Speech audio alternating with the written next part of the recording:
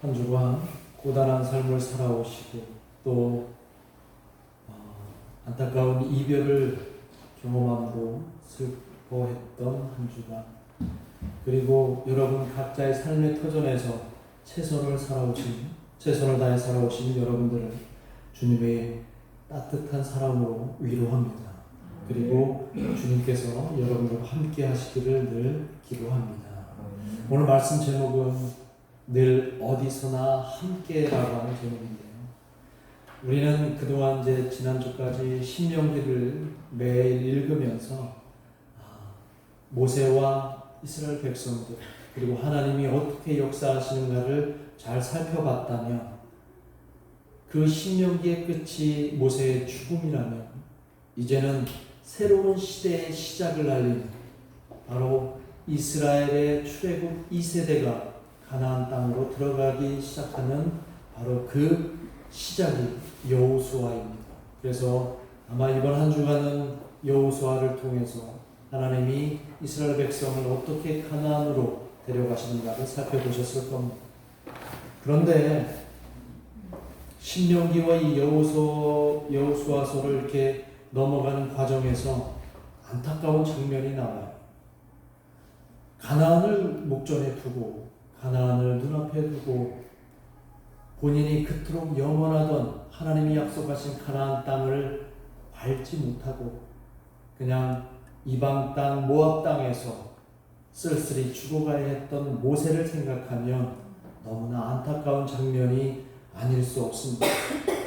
그런데 오늘 여호수아서는 그의 평생, 모세의 평생 수종자 역할, 자신의 주군이었던 모세를 열심히 옆에서 보필하며 섬겼던 그 여호수아가 이제 하나님의 부르심을 받는 장면이 나옵니다. 아마 이 여호수아는 평생 동안 자신이 따랐던 자신의 주군 모세가 가나안 땅에 들어가지 못하고 그 쓸쓸하게 모압 땅에서 죽어가는 모습을 보면서 마음이 너무 아팠을 거예요. 함께 광야 40년 길을 걸으면서 우리가 가야 하는, 그리고 마침내 들어갈 가나안 땅을 함께 들어갔으면 좋았을 그 모세가 그냥 가나안 목전에서 죽은 것을 보고 여호수아는 너무 많이 고통스럽고 힘들었을 거예요. 이제 하나님의 부르심을 받았지만 혼자서 이 일을 감당할 수 있을까? 이 수많은 이스라엘 백성들을 어떻게 가나안까지 안전하게 내가 데려갈 수 있을까? 아마 두려움과 불안이 이 여호수아에게 엄습했을 것이라고 저는 미루어 짐작합니다. 모세가 이끌던 이제 차세대의 이스라엘의 지도자가 여호수아가 되는 순간이 오늘 저와 여러분이 읽은 본문의 내용입니다. 모세는 자신이 죽기 전에 신명기 31장에서 여호수아를 데려다가 이렇게 말합니다. 이제 나는 나이가 많으니 너에게 나의 모든 전권을 넘기겠다고 했을 때 아마 여호수아는 그때 마음이 잠시 설레었을지도 몰라요. 그렇죠?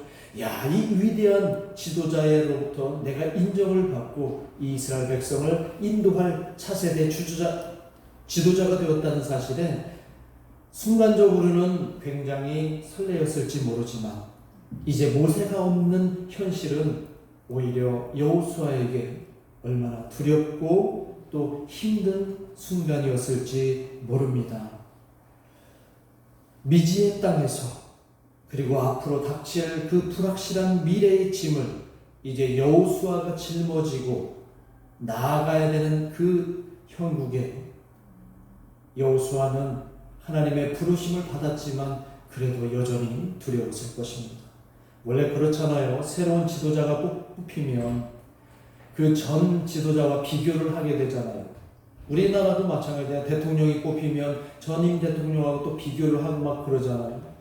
그런데 아마 모세를 훌륭하게 여겼던 수많은 이스라엘 백성과 이제 새로 부르심을 받은 여호수아를 서로 비교하게 되지 않을까요? 그리고 일부에서는 이 여호수아를 맞듣지 않게 여기는 사람도 있을 거라는 거죠. 아마 이 여호수아는 아주 머리가 복잡했을 거예요. 너무나 힘들었을 겁니다. 모세가 없는 이 현실, 여호수아에게는 매우 어둡고 두려웠을 건데 그런 와중에 하나님이 여호수아에게 나타나십니다. 오늘 2절과 3절에 있는 말씀을 보면 하나님이 여호수아에게 나타나서 이렇게 말씀하십니다. 내 종, 나의 종 모세가 죽었으니 이제 너는 이 모든 백성과 더불어 일어나 이 요단을 건너 내가 그들 곧 이스라엘 자손에게 주는 그 땅으로 가라. 내가 모세에게 말한 바와 같이 너희 발바닥으로 밟는 곳은 모두 내가 너희에게 주겠노라. 아마 모세의 죽음 이후에 의기소침하고 두려워 떨던 이 여호수아를 하나님은 지켜보셨던 모양. 하나님은 늘 그 곁에 계셨습니다. 그러니 겁먹지 말고 두려워도 말고 이제 일어나서 하나님이 약속하신 그 약속을 믿고 나아가라고 하시는 거예요. 그렇게 할 수 있는 이유가 뭐냐면 하나님이 늘 어디서나 여호수아와 함께 하시겠다는 그런 신신당부인 것입니다. 모세가 없는 현실에서 불안해하는 그를 하나님은 늘 바라보셨고 이제 하나님은 그를 통해서 함께 하신다는 그런 말씀을 해 주셨던 거죠. 하나님이 바로 이런 분이라. 저와 여러분이 믿는 하나님이 이런 분이신 것을 여러분들이 꼭 기억하시기를 간절히 바랍니다. 여러분들이 어떤 상황에 있건 여러분들이 어떤 위치에 있건 하나님이 여러분들을 지켜보고 계시는 것을 여러분들이 기억해야 합니다. 하나님이 모세에게 약속하셨던 일을 이제 여호수아를 통해서 이루시겠다고 약속하십니다. 그리고 요단강을 건너서 가나안 땅을 차지하라고 말씀하십니다. 왜냐? 그 땅은 오래전 이스라엘 조상에게 주기로 한 약속한 땅이기 때문에 하나님의 그 신실하심을 통해서 이 약속을 반드시 지키게 하시는 것이죠. 오늘 6절에 있는 말씀을 한번 같이 읽어보겠습니다. 시작. 강하고 담대하라. 너는 내가 그들의 조상에게 맹세하여 그들에게 주리라 한 땅을 이 백성에게 차지하게 하리라. 아멘. 하나님 말씀에 아마 여호수아는 정신이 번쩍 들었을 거예요. 더 이상 이제 슬픔과 또 의기소침의 자리에 주저앉지 않고 벌떡 일어나서 하나님이 본인과 함께 하시겠다니 얼마나 기쁘겠습니까? 그래서 5절 뒤에서 5절 하반절에서 하나님의 이 말씀을 통해서 아마 여호수아는 벌떡 일어났을 거예요. 하나님이 여호수아에게 뭐라고 말씀하시냐면 내가 모세와 함께 있었던 것 같이 너와 함께 있을 것이니라. 내가 너를 떠나지 아니하니라. 내가 너를 버리지 아니할 것이다. 이 말씀을 하십니다. 이 말에 여호수아는 너무나 위로가 되었을 거예요. 그리고 다시 힘을 얻었을 것입니다. 이보다 더 좋은 말이 없습니다. 하나님의 이보다 더 좋은 큰 축복이 없습니다. 우주 만물의 주인이시며 이 세상을 창조하신 하나님이 너와 함께 하겠다. 전능하신 하나님이 오늘 여러분과 함께 하시겠다는 이 말보다 더 좋은 말이 어디 있을까요? 여호수아는 똑똑히 광야에서 하나님과 모세가 어떤 관계를 맺었는지 너무나 잘 알고 있어요. 이 모세는 오로지 하나님 외에는 바라보지 않았습니다. 하나님만을 의지했고 하나님을 신실하게 믿었던 모세와 그리고 그 모세를 바라보시는 하나님은 늘 모세를 사랑으로 대해 주셨던 그 관계를 이 여호수아는 똑똑히 기억하는데 이제 하나님과 모세의 관계가 누구에게로 넘어온 거예요? 여호수아에게 넘어왔어요. 이 여호수아는 이후의 여호수아를 보면 거침없이 하나님만 믿고 담대하게 나가는 것을 우리는 발견할 수가 있습니다. 하나님은 오늘 2절에서 나의 종 모세라고 얘기를 하잖아요. 모세를 얼마나 특별하게 생각하셨으면 나의 종, 나의 사랑하는 종 모세라고 얘기하셨던 것처럼 이제 이 관계를 여호수아와 맺겠다고 언약하시는 거예요. 저는 하나님과 모세가 맺었던 그 관계를 너무나 소망하고 있습니다.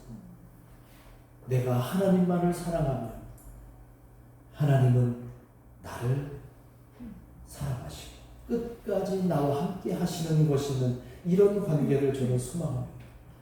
그런데 때로는 하나님만을 의지하지 않고 다른 것을 의지할 때가 너무 많이 있습니다.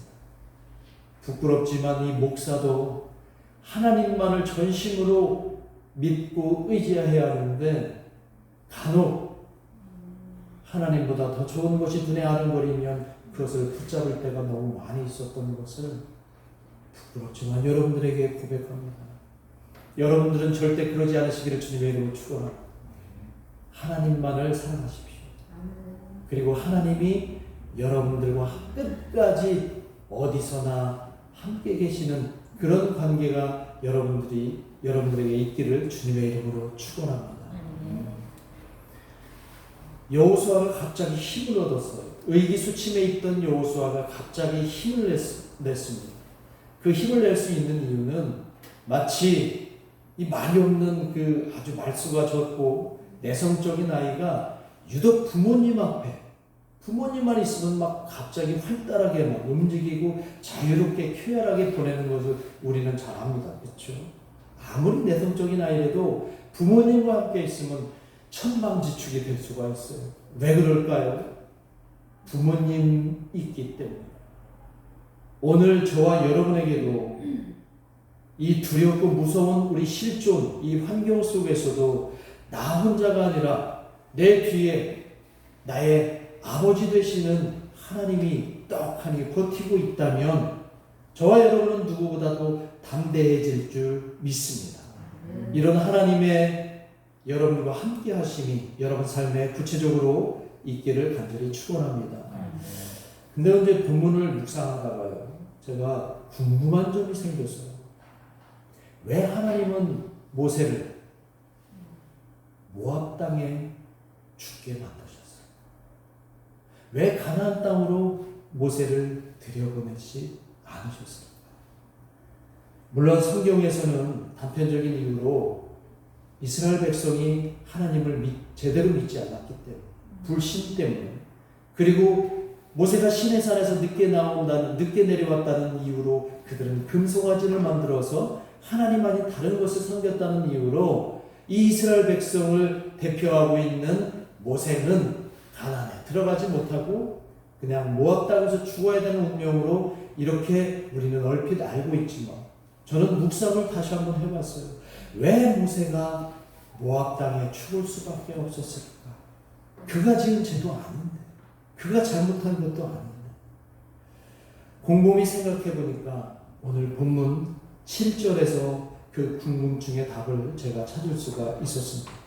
7절에 있는 말씀을 보면 오직 강하고 극히 담대하여 나의 종 모세가 내게 명령한 그 율법을 다 지켜 행하고 우로나 좌로나 치우치지 말라. 그리하면 어디로 가든지 형통하리니 라고 되어 있습니다.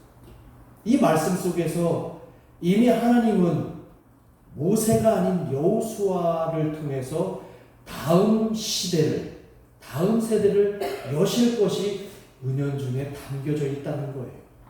이 얘기는 뭐냐면 출애굽 1세대는 모세와 함께 마무리가 되고 출애굽 2세대가 하나님을 불신하고 하나님을 제대로 믿지 못했던 출애굽 1세대가 아니라 이제 새롭게 여호수아를 통해서 하나님을 만나는 2세대가 가나안 땅에, 약속한 땅에 들어가야 된다는 것입니다.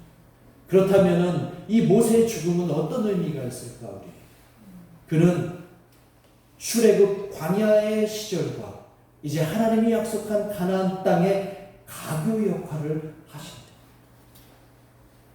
새로운 세대에게 구원받을 수 있는 길을 열어주는 것이 바로 모세의 중보자의 역할이다. 모세가 아니면 이스라엘 백성은 광야에 죽을 수밖에 없었는데 이제 그 모세를 통해서 이스라엘 제2세대, 차세대가 가나안에 들어가게 된다는 거예요. 하나님은 불신 세대와 새로운 시대를 구분하기 위해서 이 모세의 죽음을 허락하셨던 것은 아닌가. 저는 묵상하면서 그렇게 받아들여지게 되더라고요. 그리고 이후 가나안에서 새롭게 시작되는 이스라엘 시대는 이제 하나님의 계명으로 새롭게 그들이 우뚝 세워지며 우로나 좌로나 치우치지 말아야 되는 새로운 세대가 분명히 세워져야 된다는 거예요. 저는 이 모세의 죽음이 그렇게 은혜스러울 수가 없더라고요. 모세의 죽음이 있기 때문에 이스라엘 백성은 가나안에 들어갈 수 있었던 것이고, 모세의 그 중보자적인 위치 때문에 이제 여호수아와 이스라엘 백성은 하나님과 온전한 계약 백성으로 살아갈 수 있게 된다는 것이죠. 저는 모세의 죽음을 떠올리면서 또 한 사람의, 또 하나의 존재를 저는 떠올릴 수밖에 없었어요. 누굴까요? 예수님. 예수님이 저는 모세의 죽음을 통해서 깨닫게 되더라고요. 예수님께서 이 땅에 오신 목적은 죄로 물들어 있는 이 세상과 이제 예수님을 통해서 새롭게 구원받는 새로운 세대를 구분하기 위해서 오셨다는 사실입니다. 예수님은 사도 바울의 고백처럼 고린도후서 5장 17절에 이런 말씀이 있어요. 그리스도 안에 있으면, 누구든지 그리스도 안에 있으면 뭐라고 되어 있어요? 새로운 피조물이다. 이전 것은 지나갔으니 보라 새 것이 되었도다. 예수님을 기점으로 해서 그 이전 세대와 이후의 세대를 분명히 나누고 있다. 여호수아를 통해서 하나님이 들려주신 그 말씀을 통해 모세 이전의 세대와 모세를 통한 이후의 세대가 구분되듯이 오늘 예수 그리스도를 통해서 우리는 죄로 물든 세대와 이제 예수님을 통해 구원받는 세대로 바뀌는 것입니다. 그러니 이전 것은 지나갔으니 보라 새 것이 되었도다. 우리는 예수님을 통해서 새로운 피조물이 된 것을 분명히 기억하시기를 간절히 원합니다. 죄가 없으신 예수님께서는 모든 인류를 위해서 십자가에서 그렇게 죽으셨죠. 그러나 세상은 그 죽음을 놓고 어리석은 죽음이다, 그리고 비참한 죽음이다라고 얘기할 때 그 죽음이야말로 모든 세대가 이제 다음 세대를 구원하기 위한 거룩한 죽음이라는 것을 우리는 말씀을 통해서 깨닫게 된다. 이제 예수님을 믿는 사람들, 예수님으로 인해서 모든 사람들은 하나님의 나라를 소유할 수 있게 되었습니다. 그토록 원했던 가나안 땅을 이스라엘 백성이 모세를 통해서 들어가게 되었다면 이제 하나님께서 우리에게 허락하시는 그 영원한 가나안 땅인 하나님 나라를 이제 예수 믿는 사람들과 함께 소유하게 되었다는 사실입니다. 예수님의 또 다른 이름이 있어요. 어렸을 때 예수님의 또 다른 이름을 들려주셨는데 그 이름은 어떤 이름이었어요? 임마누엘의 예수님. 임마누엘의 주. 자, 임마누엘이라는 뜻이 뭐냐면 하나님이 우리와 함께 계시다. 하나님이 모세를 통해서 여호수아에게 이제 너희들과 영원히 늘 어디서 함께 있다고 말씀하신 것처럼 이제 임마누엘의 하나님께서는 저와 여러분에게 늘 어디서나 함께 계시겠다라고 예수님을 통해 알려주셨습니다. 이제 본문으로 다시 돌아가면 출애굽 다음 세대인 그리고 그 세대의 지도자가 된 여호수아에게 하나님께서 이제 나타나서 말씀하시는데 9절에 있는 이 말씀으로 여호수아는 큰 힘을 얻었을 것입니다. 9절 말씀을 함께 읽어봅니다. 시작. 강하고 담대하라. 두려워하지 말라. 내가 어디로 가든지 내 하나님 여호와가 너와 함께 하노라. 하나님이 늘 네가 어디로 가든지 어디에 있든지 함께 하신다라는 이 말씀으로 여호수아는 힘을 내서 하나님을 대적하는 모든 세력들과 맞서 싸우고 마침내 가나안에 정착하게 되는 것입니다. 오늘날 우리가 예수님을 믿고 있는데 예수님께서 똑같은 말씀을 하셨어요. 마태복음 28장 20절에서 똑같은 말씀을 하셨는데 뭐라고 말씀하셨냐면 볼지어다 내가 세상 끝날까지 너희와 항상 함께 있습니다. 오늘 하나님이 우리와 늘 어디서나 함께 계시듯, 예수님이여 늘 어디서나 우리와 함께 계시듯 그렇게 살아가는 여러분들이 될 때, 여러분들은 어떤 현실을 만나도, 어떤 어려움을 만나도, 어떤 역경을 만나도 여러분들은 담대히 그 상황을 깨치고 나아가리라고 저는 믿습니다. 늘 함께 하시는 주님을 여러분 마음속에 늘 느끼시면서 살아가는 이번 한 주간 되시고 앞으로 평생의 삶이 되시기를 주님의 이름으로 축원합니다. 기도하겠습니다. 우리 함께 합심해서 기도합니다. 오늘 나는 나와 늘 함께 계시는 하나님과 동행하고 있는지, 하나님이 정말 나와 함께 하시는지 안 하시는지 헷갈리고 있다면 오늘 이 말씀을 통해서 여전히 하나님은 여러분들을 지켜보시고 여러분들 눈동자처럼 여러분들을 지켜주시는 분인 것을 여러분들 마음속에 깨닫고 여러분의 앞으로 남은 모든 삶이 주님과 늘 함께하는 그런 삶이 되는 줄 믿고 담대히 나아가게 해달라고 이 시간 함께 기도하겠습니다.